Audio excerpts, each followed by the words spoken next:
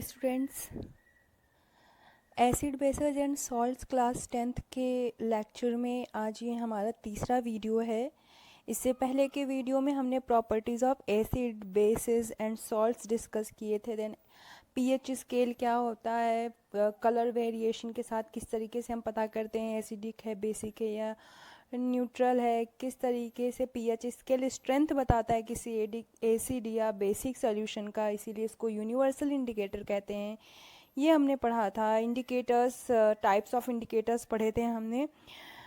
तो आज के वीडियो में हम पढ़ेंगे chemical properties of acids and bases. Start करने से पहले आप लोगों को बच्चों एक बात बता दें कि chemical properties of acid and basis आगे आने वाले चैप्टर में भी हम पढ़ेंगे, पर वहाँ पर हम इसको पढ़ेंगे chemical properties of metals and non metals के नाम से। तो अगर आपने chemical properties of acid and basis को क्लियरली समझ लिया तो आगे आने वाले चैप्टर में chemical properties of metal and non metal आपके लिए बहुत आसान होगा, क्योंकि अगले चैप्टर में मेटल एंड नॉन मेटल में जो कुछ भी नया है वो तो इस सेशन के लिए अब हट ही गया है, वो आपको पढ़ना नहीं है, और जो बची हुई चीज़ें हैं वो एसिड बेसिस एंड सॉल्ट्स की हैं। तो अगर आपने इसको समझ लिया तो उसको बस आपको एक बार देखना रहेगा एंड उससे ज़्यादा कुछ नहीं रहेगा। तो स्टार्ट करते हैं chemical properties of acids and bases. तो इसमें समझ लीजिए, सबसे पहली चीज़ आपको क्या समझनी है। सबसे पहली चीज़ मैंने कहा कि अगर आपने एसिड बेसिस पढ़ लिया तो एसिड जो है उन्हें हम कहते हैं नॉन मेटल, ओके, और जो बेसेस होते हैं उनको कहते हैं हम मेटल। ये बात ध्यान रखिएगा मेरी कि जो बेस होते हैं वो मेटल होते हैं और जो एसिड होते हैं वो नॉन मेटल होते हैं। इतनी बात आपने समझ ली। उसके बाद अगला पॉइंट स्टार्ट करते हैं हम। रिएक्शंस के अकॉर्डिंग देखते हैं। सबसे पहले हम देखेंगे केमिकल प्रॉपर्टीज़ ऑफ एसिड्स। तो बच्चों, जब भी कोई एसिड रिएक्ट करता है किसी मेटल के साथ तो वो हमेशा हाइड्रोजन गैस रिलीज़ करता है। हम जनरल रिएक्शन सबसे पहले देखेंगे कि कोई भी मेटल है वो किसी एसिड के साथ रिएक्ट कर रहा है, तो मेटल जो कि एक बेस होगा, तो बेस और एसिड जब भी रिएक्ट करेंगे तो सॉल्ट बनेगा। In that case hydrogen gas का फॉर्मेशन होगा। एग्जाम्पल के लिए हम एक मेटल लेते हैं जिंक और उसको सल्फ्यूरिक एसिड H2SO4 से रिएक्ट करवाते हैं तो सॉल्ट बनता है ZnSO4 जिंक सल्फेट, और हाइड्रोजन गैस जो है वो प्रोड्यूस होती है। इस हाइड्रोजन गैस के प्रोड्यूस के लिए कन्फर्मेटरी टेस्ट यही होता है कि जब ये हाइड्रोजन गैस प्रोड्यूस होती है उस समय अगर हम इसको लाइटेड कैंडल के पास लाते हैं तो then it burns with pop up sound and it proves, it confirms that the producing gas is hydrogen gas. Next second अगर हम केस देखते हैं बच्चों, तो acid react with metal carbonate and metal hydrogen carbonate. जब भी कोई एसिड किसी मेटल कार्बोनेट या मेटल हाइड्रोजन कार्बोनेट के साथ रिएक्ट करता है तो वो कार्बन डाइऑक्साइड गैस रिलीज़ करता है। जो मेटल हाइड्रोजन कार्बोनेट है हम इसको मेटल बाई कार्बोनेट भी कह सकते हैं, मेटल बाई कार्बोनेट। तो आप कंफ्यूज मत होइएगा इस चीज़ से। आपका मेटल हाइड्रोजन कार्बोनेट का है या metal by carbonate, hydrogen carbonate by carbonate दोनों सेम थिंग है। तो कोई जब भी इस तरीके की रिएक्शन होगी तो उसके लिए क्या होगा, पहले जनरल रिएक्शन देख लेते हैं। कोई भी हम मेटल कार्बोनेट या मेटल हाइड्रोजन कार्बोनेट, जिसको हम बाइकार्बोनेट भी कहते हैं, लेते हैं और वो एसिड के साथ रिएक्ट करता है तो मेटल कार्बोनेट, अब मेटल आ रहा है तो वो क्या होगा, बेस। बेस और एसिड रिएक्ट करेंगे तो क्या बनाएंगे, सॉल्ट का फॉर्मेशन होगा। साथ साथ इस केस में जहाँ कार्बोनेट या बाइकार्बोनेट होते हैं वहाँ पे कार्बन डाइऑक्साइड भी रिलीज़ होता है as gas and water produce होता है। फिर से जो गैस प्रोड्यूस हुई है उसका कन्फर्मेटरी टेस्ट देखेंगे। मुझसे पहले हम एक इसका एग्जांपल देख लेते हैं।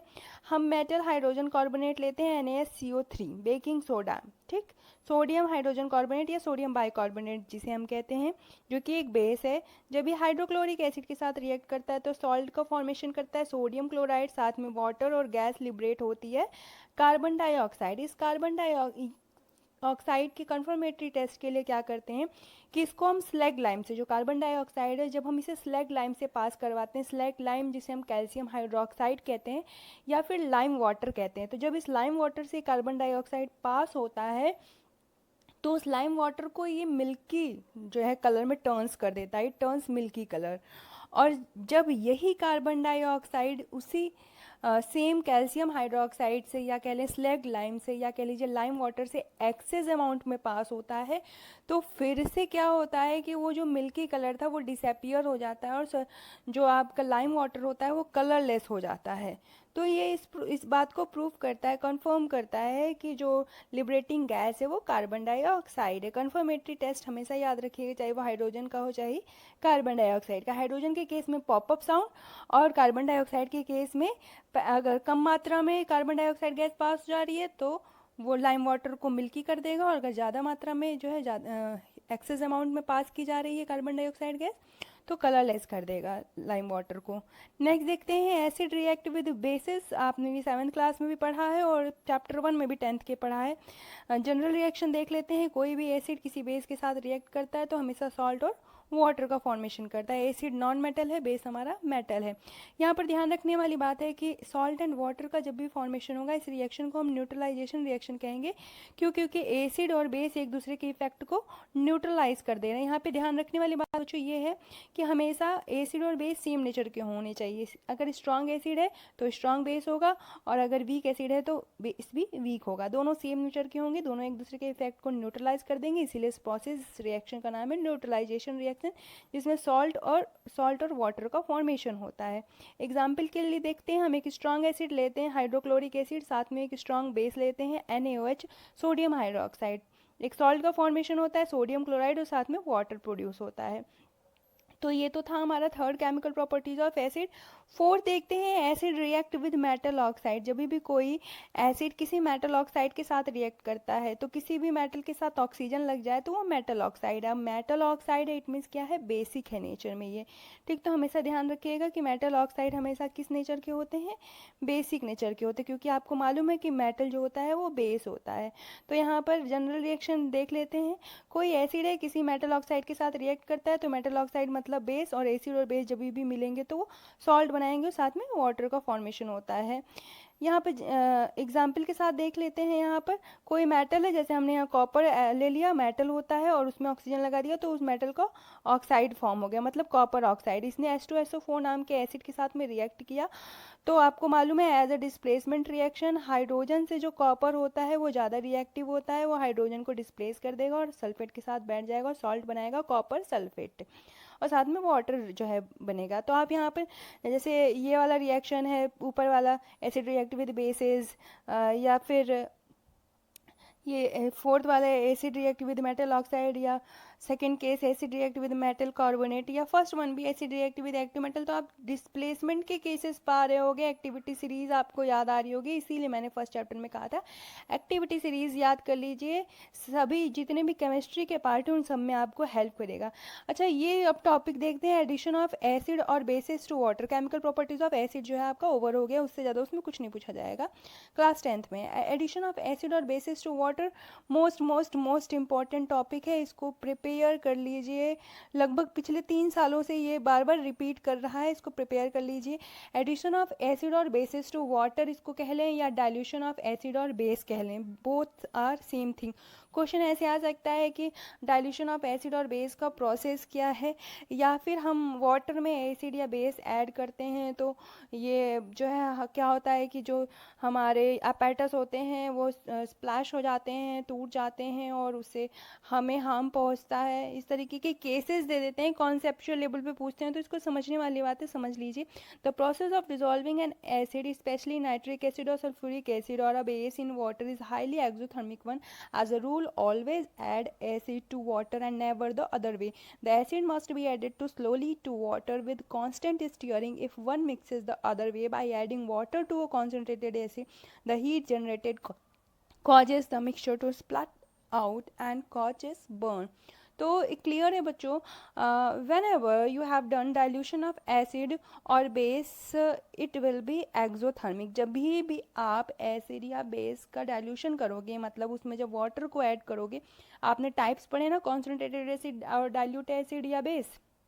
तो डाइल्यूशन करना मतलब वाटर मिलाना उस एसिड और बेस में, उस एसिड और बेस की मात्रा कम रखना। जैसे हम 10 लीटर पानी लेते हैं और 10 लीटर हमको एसिड या बेस तैयार करना है, तो अगर उसमें 9 लीटर हम वाटर रखते हैं और 1 ही लीटर एसिड या बेस रखते हैं, तो वो अब एसिड या बेस क्या हो जाएगा, वो डाइल्यूटेड एसिड बेस हो जाएगा, क्योंकि उसमें वाटर का अमाउंट ज़्यादा है, वाटर का कंसंट्रेशन ज़्यादा है।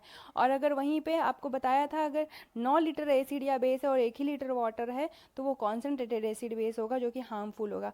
तो जब भी हम डाइल्यूशन करते हैं तो हमेशा एक्सोथर्मिक होता है, हीट रिलीज होती है। Acid and bases are always added to water and water is never added to acid और बेस। ये ध्यान रखने वाली बात है कि हमेशा एसिड या बेस को वाटर में ऐड करेंगे, ना कि वाटर को एसिड या बेस में ऐड करेंगे। क्योंकि अगर आपके पास ज़्यादा एसिड और ज़्यादा बेस है और उसमें आपने वाटर ऐड किया, तो एकदम से बहुत ज़्यादा हीट जो है वो जनरेट होगी, और इससे क्या होगा कि जो ये आपको बहुत तरीके के नुकसान दे सकती है, विच में cause splashing out of acid and base and may cause severe damage as acid and bases are highly corrosive in nature. तो इस आपको हार्मफुल हो सकता है। जबकि वहीं पे अगर हम वाटर लेते हैं और एसिड या base drop by drop add करते हैं विद कांस्टेंट स्टीयरिंग, देखिए यहाँ पे लिखा हुआ है विद कांस्टेंट स्टीयरिंग, मतलब हम लगातार उसे मिलाते रहेंगे। जैसे खाना पकाते हैं ना किचन में, तो सब्जी वगैरह दाल वगैरह लगातार चलाते रहते हैं जो भी बनाते हैं, तो उसी तरीके से जब भी आप वाटर में एसिड या बेस मिला रहे हो तो उसको लगातार स्टीयर करते रहो, जिससे कि जो भी हीट थोड़ी अमाउंट में प्रोड्यूस हो रही है वो एब्जॉर्ब हो जाए और स्प्लैश आउट ना हो, जिससे आपको कोई सीवियर बर्न वगैरह डैमेज ना हो। इसलिए तो अगर आप एसिड या बेस में वाटर ऐड करते हो तो वो हाईली एक्सोथर्मिक होगी, एकदम से बहुत ज़्यादा हीट जनरेट होगी। जबकि अगर वाटर में एसिड या बेस ऐड करते हो तो वो भी एक्सोथर्मिक होगी, लेकिन एक बार में लिटिल अमाउंट में हीट रिलीज होगी, जो कि हार्मफुल नहीं होगी। तो इस बात को ध्यान रखने वाली है, इससे क्वेश्चन हर बार आते हैं, इसको प्रिपेयर कर लेंगे आप लोग। नेक्स्ट आते हैं केमिकल प्रॉपर्टीज ऑफ बेसिस, इसमें फर्स्ट वन है रिएक्शन विद मेटल्स। अब यहाँ पर ध्यान देने वाली बात है बच्चों, ये सबसे एक्सेप्शनल केस है आपका, और यही हर बार पूछा जाता है, क्योंकि सीबीएसई हमेशा एक्सेप्शनल कॉन्सेप्चुअल क्वेश्चन पूछते हैं। उनकी खासियत होती है, जो सबसे अलग होता है वही पूछते हैं। तो जो स्मार्ट बच्चे होते हैं वो क्या करते हैं, सबसे एक्सेप्शनल केसेस को सबसे पहले प्रिपेयर करते हैं, यही आप लोग को भी करना है। तो इसमें देखिए लिखा हुआ है रिएक्शन विद मेटल। अब आपको मालूम है कि बेस तो खुद एक मेटल है, हमेशा मेटल और मेटल आपस में रिएक्शन नहीं करते हैं, हमेशा मतलब बेस और बेस आपस में रिएक्शन नहीं करेंगे। उसी तरीके से नॉन मेटल और नॉन मेटल आपस में रिएक्शन नहीं करते हैं, दोनों एक ही जैसे रिएक्शन नहीं करेंगे। एसिड और एसिड आपस में रिएक्शन नहीं करते हैं। अगर आपको आ जाए एक सल्फ्यूरिक एसिड और हाइड्रोक्लोरिक एसिड के साथ मिलेगा तो क्या बनेगा, तो आपको होगी नो रिएक्शन। एसिड एसिड आपस में रिएक्शन जनरली नहीं करते हैं, ठीक। नॉन मेटल आपस में जनरली रिएक्शन नहीं करते हैं, मेटल आपस में जनरली रिएक्शन नहीं करते हैं, बेस और बेस आपस में जनरली रिएक्शन नहीं करते हैं। पर कुछ एक्सेप्शनल केसेस हैं जो यहाँ पे हम देख रहे हैं। रिएक्शन विद मेटल, तो बेस है उसको मेटल के साथ रिएक्ट करवा रहे हैं, तो हम इसका मतलब कह रहे हैं कि बेस को बेस के साथ रिएक्ट करा रहे हैं। तो यहाँ पर क्या होगा कि कोई बेस लेते हैं, एल्कली होगा, वो भी एल्कली वो बेसेस होते हैं जो वाटर में डिसोसिएट होने पर हाइड्रोक्साइड आयन दे, और एक मेटल लेते हैं जो कि खुद एक बेस होता है, तो हमेशा सॉल्ट और हाइड्रोजन का फॉर्मेशन होता है। अच्छा, कुछ सेलेक्टेड मेटल ही जो है इस तरीके की रिएक्शन देते हैं, जो कि जिंक होते हैं, एल्यूमिनियम होते हैं और टिन होते हैं। यहाँ देख लीजिए, हम एक एग्जाम्पल के साथ देखते हैं। सोडियम हाइड्रोक्साइड जो कि एल्कली होता है, वाटर में जब भी डिसोसिएट होता है तो हाइड्रोक्साइड आयन देता है। और हमने मेटल में लिया जिंक, तो इसने बनाया सोडियम जिंकेट और हाइड्रोजन गैस लिबरेट हुई। इसी तरीके से एल्यूमिनियम के साथ रिएक्ट करता है तो सोडियम एल्यूमिनेट बनता है। ये आप तीनों मेटल याद रखिएगा, जिंक एल्यूमिनियम टिन। क्वेश्चन आता है कि मेटल किसी मेटल के साथ रिएक्ट करेगा तो क्या बनेगा, और कोई और दो मेटल दीजिए या मेटल के एग्जाम्पल दीजिए जो इस तरीके के रिएक्शन शो करते हैं, तो आप ये जिंक एल्यूमिनियम टिन याद रखेंगे। कभी कभी ऐसा होता है कि रिएक्टेंट दे देते हैं और कहेंगे प्रोडक्ट का फॉर्मेशन कीजिए और बताइए कि पॉप अप साउंड के साथ जो गैस प्रोड्यूस हो रही है वो कौन सी है, तो आप ये रिएक्शन पूरी लिख देंगे। प्रोडक्ट में सोडियम जिंकेट बना देंगे या सोडियम एल्यूमिनेट बना देंगे अगर आपने यहाँ एल्यूमिनियम लिया होगा तो, और hydrogen gas pop up sound के साथ प्रोड्यूस होगी। तो इस तरीके से क्वेश्चन आता है, वेरी इंपॉर्टेंट, प्रिपेयर कर लीजिएगा। अब जब नोट बनाइएगा तो कॉपी में मार्क कर लीजिएगा वेरी इंपॉर्टेंट की तौर पे इसे।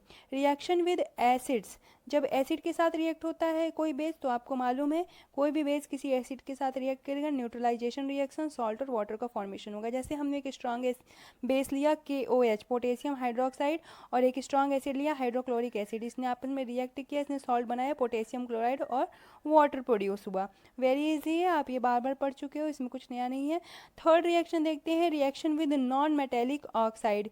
अब फिर से क्लियर है, नॉन मेटेलिक ऑक्साइड की बात हो रही है, मतलब ये क्या है, नॉन मेटल है तो एसिड है, और यही यहाँ पे लिखा हुआ है, these oxide are generally acidic in nature. इनकी जनरल रिएक्शन देख लेते हैं। अब क्या होगा कि हमारे पास बेस है सोडियम हाइड्रोक्साइड, और कोई नॉन मेटल उसके साथ ऑक्सीजन लग जाए तो नॉन मेटेलिक ऑक्साइड। तो कार्बन एक नॉन मेटल होता है, उसके साथ ऑक्सीजन लग गया, कार्बन डाइऑक्साइड क्या होता है, नॉन मेटल ऑक्साइड होता है। और इस बात से आपको पता चल जा रहा है कि एक नॉन मेटेलिक ऑक्साइड है तो कार्बन डाइऑक्साइड किस नेचर का होगा, एसिडिक नेचर का होगा। आपको अगर ध्यान हो तो आप देखते होगे कार्बन डाइऑक्साइड जब वाटर के साथ मिलता है तो कार्बोनिक एसिड बनाता है। तो ये भी इस बात का प्रूफ है कि कार्बन डाइऑक्साइड जो है वो एक एसिड है। ये क्या किसका फॉर्मेशन करेंगे, क्योंकि NaOH एक बेस था और कार्बन डाइऑक्साइड एसिड है, जब भी एसिड बेस मिलते हैं तो क्या बनाते हैं, सॉल्ट। तो सॉल्ट बनेगा आपका सोडियम कार्बोनेट और साथ में वाटर प्रोड्यूस होगी। अगर यहीं पे हम NaOH के जगह पे कैल्शियम हाइड्रोक्साइड लेते COH को होल्ड वाइज, तो यहाँ पे कैल्शियम कार्बोनेट बन जाता। तो जो भी हम बेस लेंगे उसके अकॉर्डिंग सॉल्ट तैयार हो जाएगा। तो आशा है कि आप लोगों को जो है ये वीडियो अच्छा लगा होगा, समझ में आया होगा। जो आप लोगों को इम्पॉर्टेंट और मोस्ट इम्पॉर्टेंट बताए गए हैं उसे ज़रूर प्रिपेयर कर लीजिएगा।